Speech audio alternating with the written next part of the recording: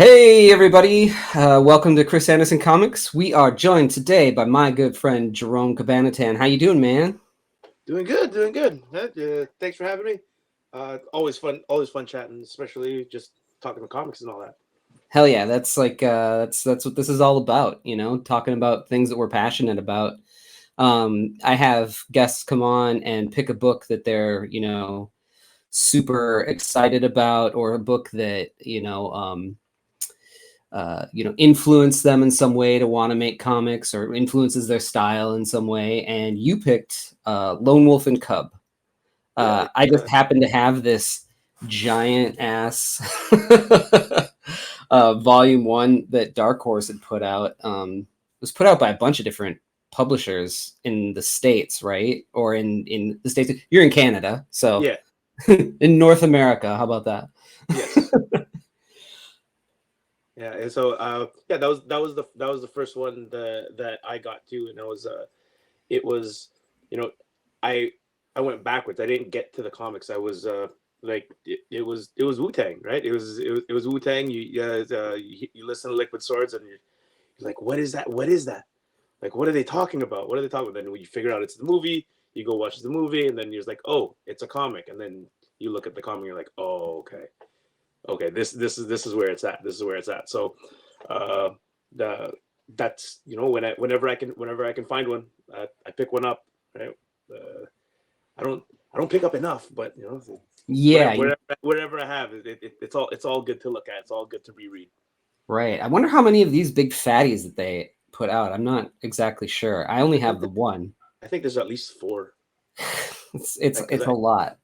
Yeah. These are cool. They have Frank Miller covers on them, because Frank was a huge Lone Wolf and Cub fan also, which Yeah. you can really see in his work. Hmm.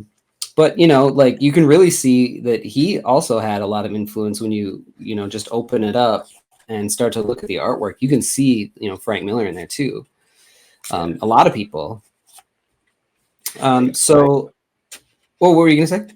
I was gonna say, like, with when I notice when I look at Lone Wolf Cub and see all, like, the Frank, like, how Frank Miller's influence, like it's it's like the movement and the shots. It's not necessarily like how it looks, how it looks. Right. It's all the in betweens, right? So it's all the in between. It's how the stuff moves in between, and that really caught me, right? That really Yep. caught. I always liked the Frank Miller Wolverine, the mini series. Yeah. Like, some people didn't like the inking or whatever, but it didn't matter what it finished looked like. I just remember, like, just the movement in between, and I love that stuff. Like, it could look like anything, but as long as it moves really nice in between, like, that's my jam, right? I really enjoy that. And, like, when I first opened up this book, I was like, okay, this is it. I'm gonna read more of this stuff. Right. You were saying the issue 1 of the first publication came out sort of in like standard comics size. Yeah, but it's standard comics, but it wasn't. It was perfect bound. Right? It was perfect bound. It was like, so it was like 64. It was like 64 pages, and It's a little thicker, right? yeah, kind of like, it wasn't quite like the Turtles collections, but it was same publisher, like that first publishing. But yeah, the numbers don't line up, but it really doesn't matter. Like, No, you no.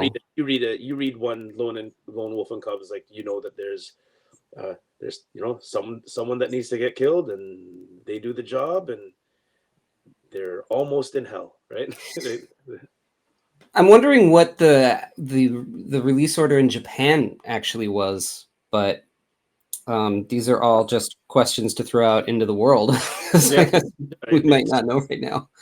Um, but it kind of starts out, in this one anyway, with this sort of guy, paying this man in the shadows to, take out this leader from another village who has like 8 um, sword masters guarding him, and he's sent out all of his best men, and they have all been killed by this guy. And so he says, kind of, go ahead and here's the money and take care of this for me. And then we kind of just start with these like what do they call them? I was told like there was something recently that was an interesting thing. Cloud commercials. That's what some a director told me when I was storyboarding recently. He wanted things like looking up at the sky, and he said, "You know, we're kind of doing a cloud commercial." I was like, "Oh, okay." So like, Yeah. you know, when we're just like shooting up in the sky and we're just seeing parts of things, we don't see the ground, and so that's kind of how this thing starts. It's more atmospheric, which is really cool. And I like how it's like it juxtaposes with the page before it a lot, right? Everything's like it's like darkened down on like on that Yeah, page to the left, and then everything's lighting up, and there's an old guy, and then there's a baby cart, right? It's right. I'm not sure if it was meant to be that way or if I'm just looking into it, but like yeah, it works for me, man. Yeah, and it's cool how it's ink wash too. Like, Yeah, like and it doesn't. It's not always that way. So I guess this is probably. I wonder if this was in color originally. So this came out in 1970. I wonder because you know how usually or a lot of times like uh, a lot of manga new chapters will start with a couple color pages before it goes into yeah. the black and white. I wonder if this is just like was ink washed originally or if it a lot of good it does for me to throw questions out there that we can't answer right away, but you know somebody will know it out there. Yeah, it's a good question, right? It's Yeah. right. So he's kind of going and these you know these guys up on this hill are like, okay, yeah, right, like you walk in here with a baby is gonna like really, you know, the great disguise, real good one, guy. And so they kind of surround him, and there's this hawk, and Yeah, it was. I can't. Whenever I see a hawk, right? Whenever I see a hawk, it's like I can't not think of Laserbeak.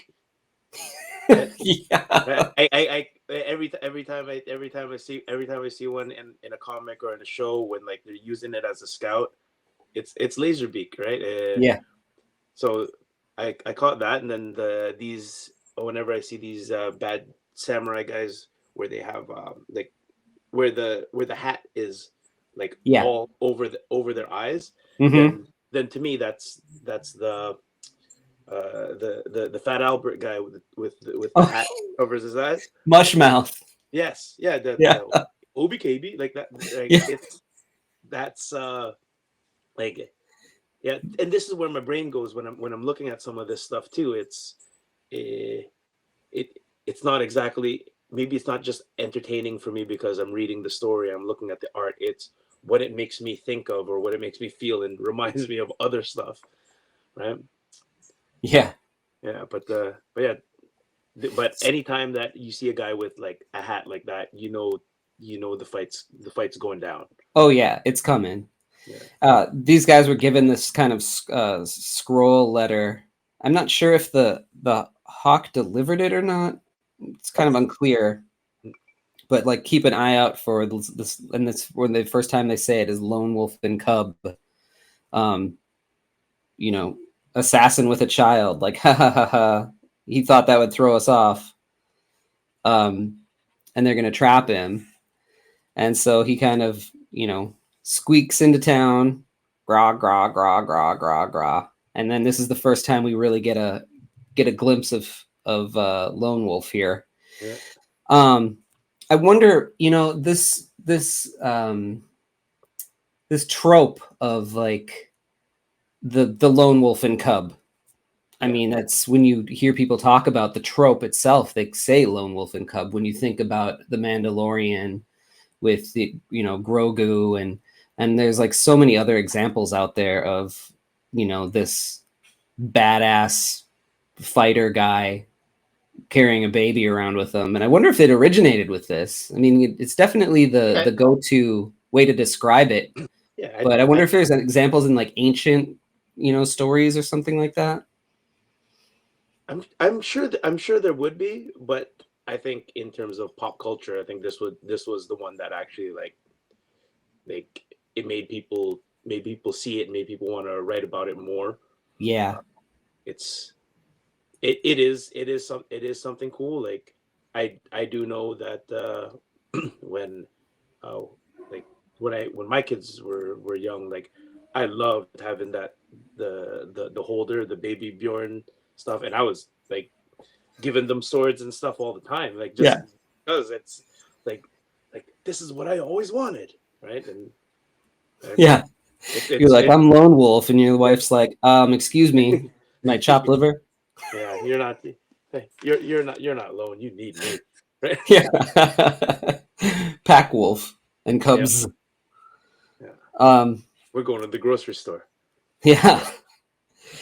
So this is cool. So they surround him, and then it's on. They toss off their hats, and they come at him.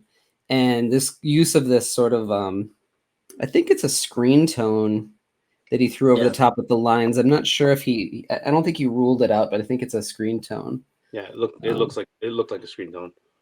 And it immediately shows this cool, like their bodies are already the weight distribution and just the flow and movement of them. If you took the screen tone away from this, it's already showing so much Yeah, action, but then you add these lines on top of it. It's just such a cool effect. yeah. And then And you having get the little kid like, yeah, peeking like out like, yeah, just watching it and like it's like when it's like way I look at it is like the kid won't be able to process what's happening in the fight so much, right? Uh, right. not like him, but like he's not flinching. He's looking at it, and then like when they put the tone over top, when it looks all dark, then it's like it's kind of like makes it seem like it's too fast. It's too fast Yeah. that he can't see. But the fact that he's not scared, like that's when it's like, oh, okay, this kid's seen some stuff already. Yeah. So you get this first sort of like thing that goes on where he like jumps on the what's the word I'm looking for? Stroller. Oh yeah, the cart. Yeah. Yeah, Yeah, the little cart, the stroller cart, and he's just going down the hill and he's like booking it away from them. yeah. That's Back to the Future to me, Yep. right? Like when he takes the kid's scooter, that's another thing. It pops into my head, and I wonder if right, I wonder if back to the like, any of the writers or whoever helped make it was looking at some of this stuff too. I'm Right? sure. I'm sure. Maybe, And then the hawk right? comes into play again here, Mhm. where they send him out, and it's coming. He's coming down the hill. The hawk is coming after him. He sees the hawk in the eye, which is such a great shot. Yeah. Um, he kind of pulls the kid out. Um, does he put? Oh, he covers his eyes. Okay, because he knows what's coming here. Yeah.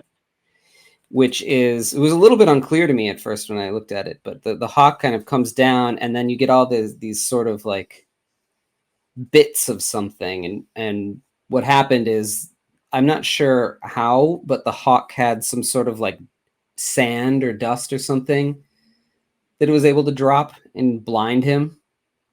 Yep. Just And went. so Just gets the sand in the eyes. It gets that blood sport. yeah. Yeah. And so now he's surrounded by, 6 guys here.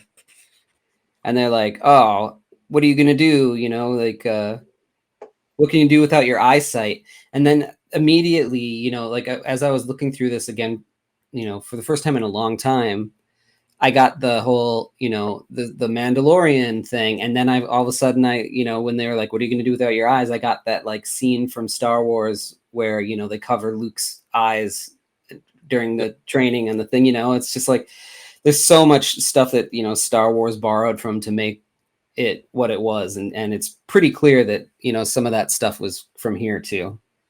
Yeah.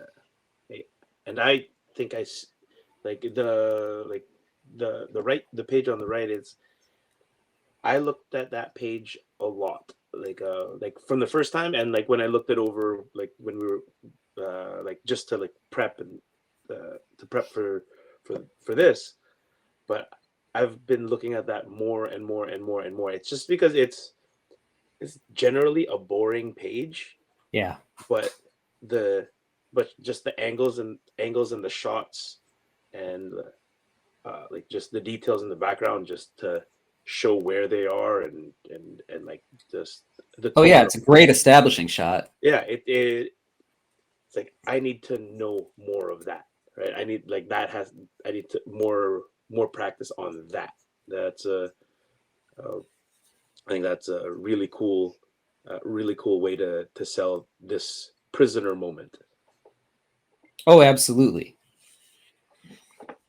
Yeah, anytime that you have a big scene change too, like throwing an establishing shot in there is, something that you almost just have to do. Yeah, it's like looking at these and looking at these and looking at Conan's, right? It's like like they're two completely different things, but they speak to me the same way, even though it's two completely different things. But I don't know. Right. Yeah, I mean, the language of both of them, I think, transcends across the sea. Yeah.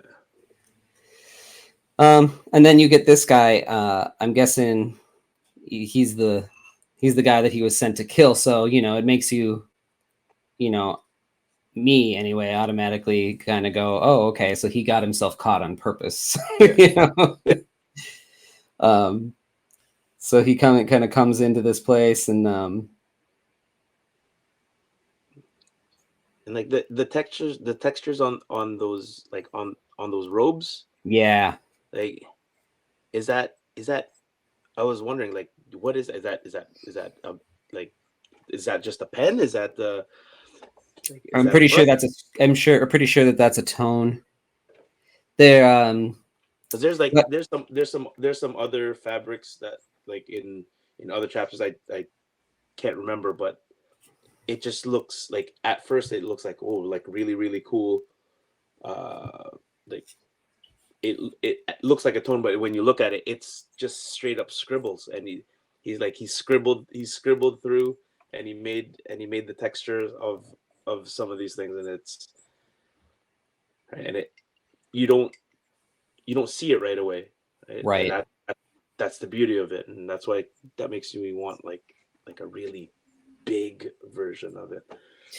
That's a good point. I don't see, looking through other chapters, I don't see a ton of screen tones being used. He kind of did everything by hand. But then, you get into something like this page here.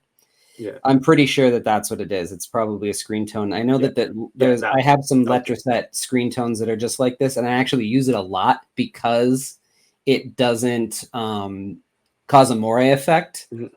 Yeah, So, so I don't have to worry about that when I go to print.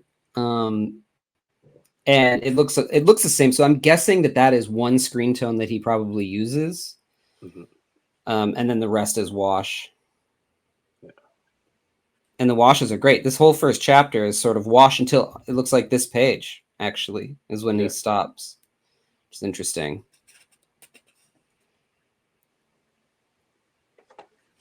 But yeah, then like his shirt here. This is all just, and it doesn't even look like he really ruled it. He just sort of went across with his pen. It's like you can hear it. Yeah, Like you can hear the.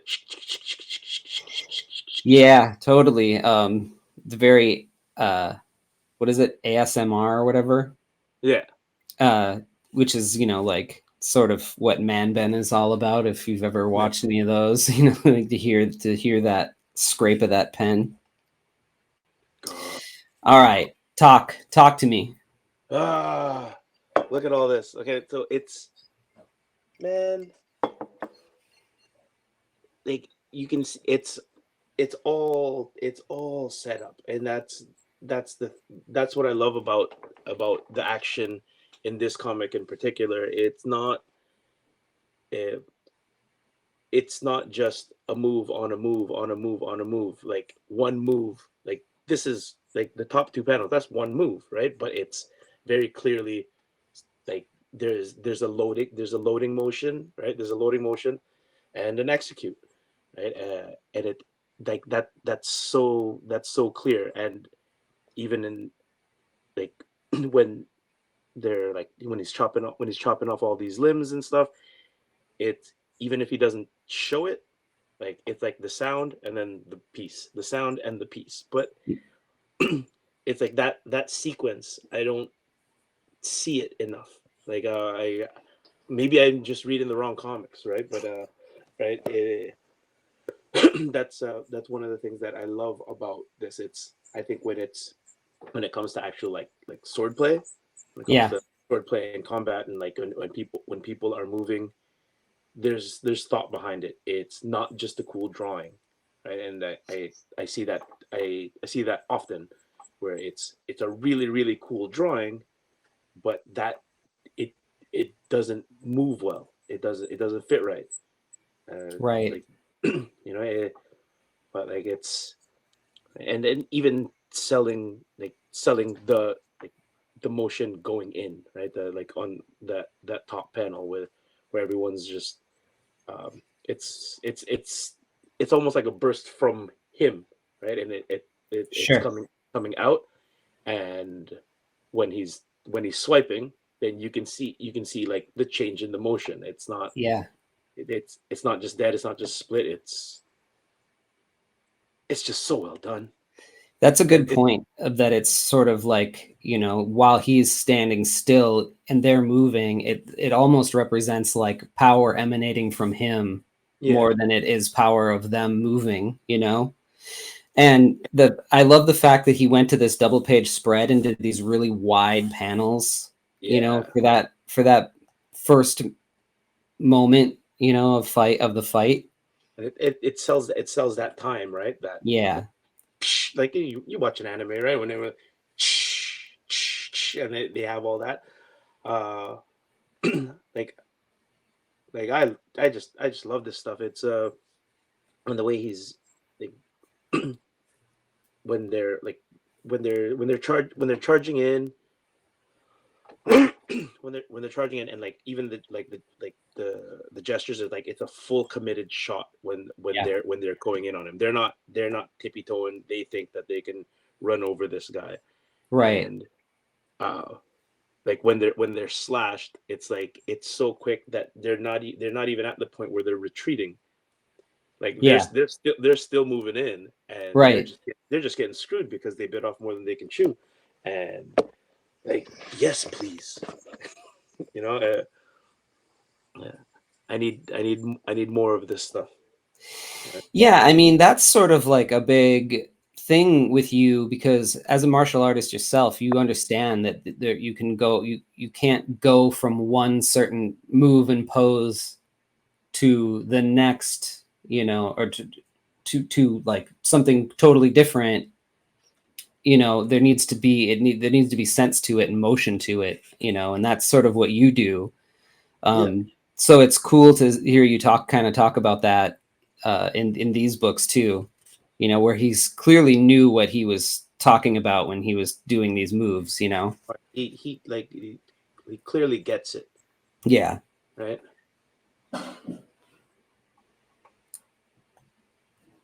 So these are some pretty cool cool shots too, Yeah, where he's just like taking them out.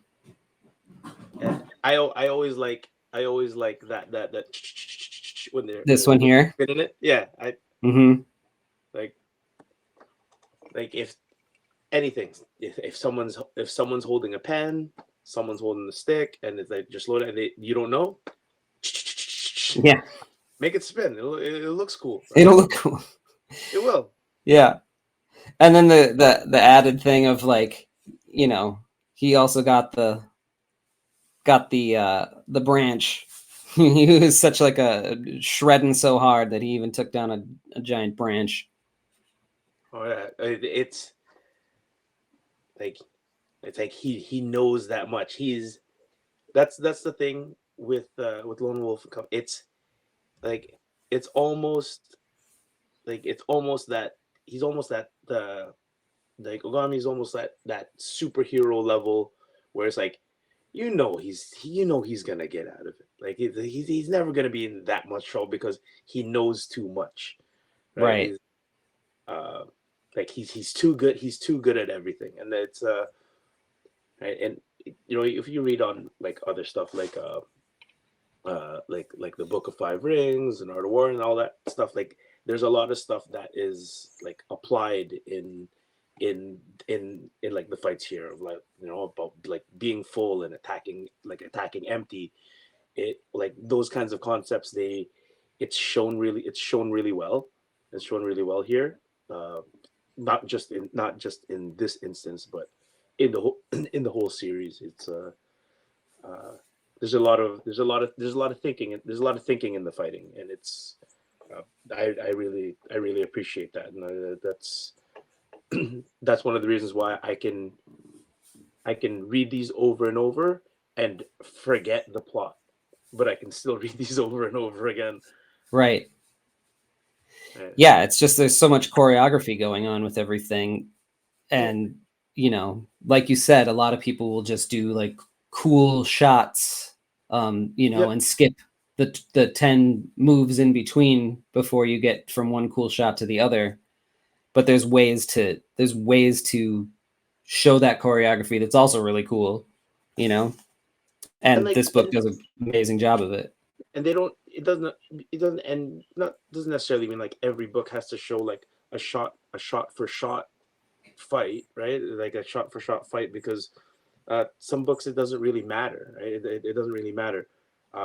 There's times in this where maybe they don't show a shot for shot type of a they won't show Right. like they won't show each move, like, but they'll sell moments like in like a couple pages previously where they just there's like it's sound effects and then a limb, Right. right? Yeah, Like it's like music.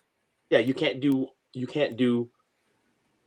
all of that all the time, right? Like Sure. you can't do one thing all the time. There It'd needs to get be boring.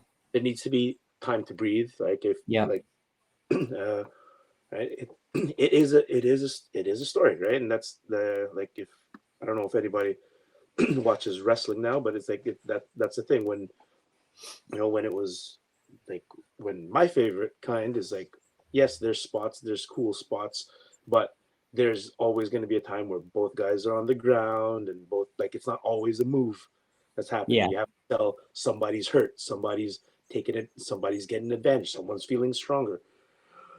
I think fights have to show that to be entertaining. I think you know when I watch like if I flip the channel and I watch something like watch like a new like some of the newer like WWE NXT stuff.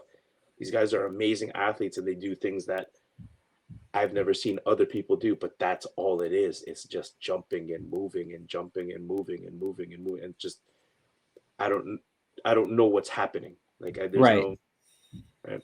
There's no story to it. Yeah. Yeah. So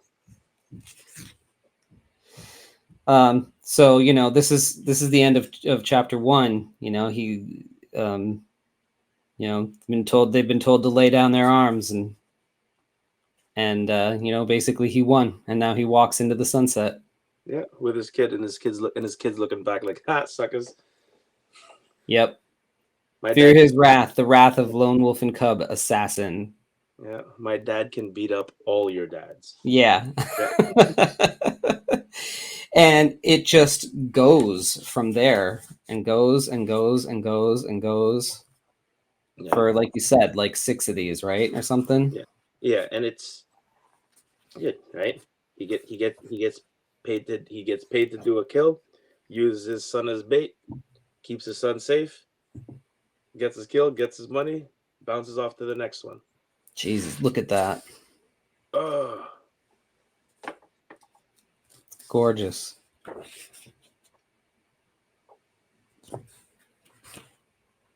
Yeah.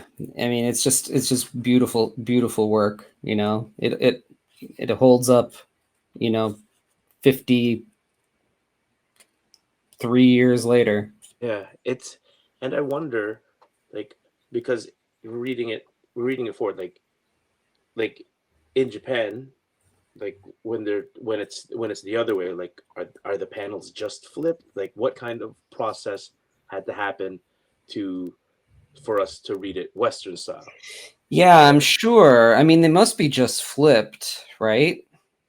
yeah, mostly just but then they do stuff like um they because the sword's supposed to be on the left side, right? Like when Ah, you're supposed to hold it on the left side because you grab it with your right. right, So, and the kimonos they're folded over in a certain way, like the like left's right. over right. Um, So you so it's not just flipped, it's flipped like they have to physically move everything because they yeah can't flip each panel. yeah It's so like very strange to read something with manga influence, Western style. yeah it it's odd, right? And Yeah, like especially if you're like when you look at a certain type of art and like your eyes start moving in a certain way, and then when that way doesn't work, right? Uh, but yeah, this is what a great use of those line tones. yeah Wow, it's just so good. it's so good.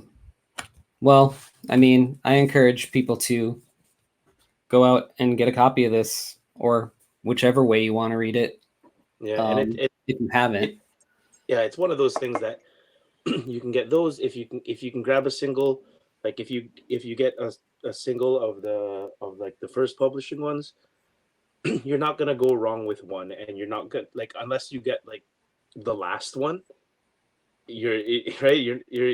It's still gonna be entertaining, and they're all pretty much self-contained. It's all pretty much a mission per chapter per chapter per issue, whatever you want to call it. Right. It right. It's a mission, and it's a really good book on parenting, right? You can use like it's Yeah, like totally. you can use your child as bait if you know you can beat the other guy. Yeah, It's yeah, totally. Oh shit. Awesome, man. Well, you've got a Kickstarter that's running from when does it start? What's the start date on it? November 7th. November 7th. 7th to December what, December 6th? December December 8th. 8th? December December 8th. 8th. Okay. So if you're watching this in between that window 2023, what's the book called? Everyday Black Belter. It's a collection of comics from the mind of a martially artistic family man. Okay. Just like Lone Wolf and Cub. Just like Lone Wolf and Cub. So if you enjoy Lone Wolf and Cub, go ahead and back Jerome's Kickstarter. Yeah. Where else can people find you, man? You can find me. You can find me on Instagram. I try TikTok. I'm not really that great, but it's like at Jerome Cab, or you can get on my Patreon. Patreon.com/ Jerome Cab. I update every Wednesday, and you get free stuff. Cool. Yep. Awesome, dude. Well, thanks for coming on and talking about this. This was a good one. No problem, man. Okay, anytime. All right. We'll talk to you All right. later. All right. Peace out. Thanks for watching, and don't forget to subscribe to my Patreon, where at the $3 level, I'll send you my sketchbook, The Sketch of the Masters. And at the $5 level, I'll send you the sketchbook plus my mini stories, not Man Nor Beast, but Moss, Stench of the Sea, and The Voyeur. At the $8 level, after a year, you'll get a commission. Don't forget to sign up for my newsletter in the show notes. Check out my store, where I have lots of original art. And you can also buy books like Lost Angels, a sci-fi YA adventure about a girl who has to solve a mystery in a crashed alien city. Spectral, a showcase of fear, is about a sinister puppet master who travels from town to town telling tales to children who may never sleep again. You can request a commission at any time just by contacting me. Here is a list of the upcoming conventions that I'll be at the time that this video was released. And don't forget to like, leave a comment, and subscribe to the video. Again, thanks for watching.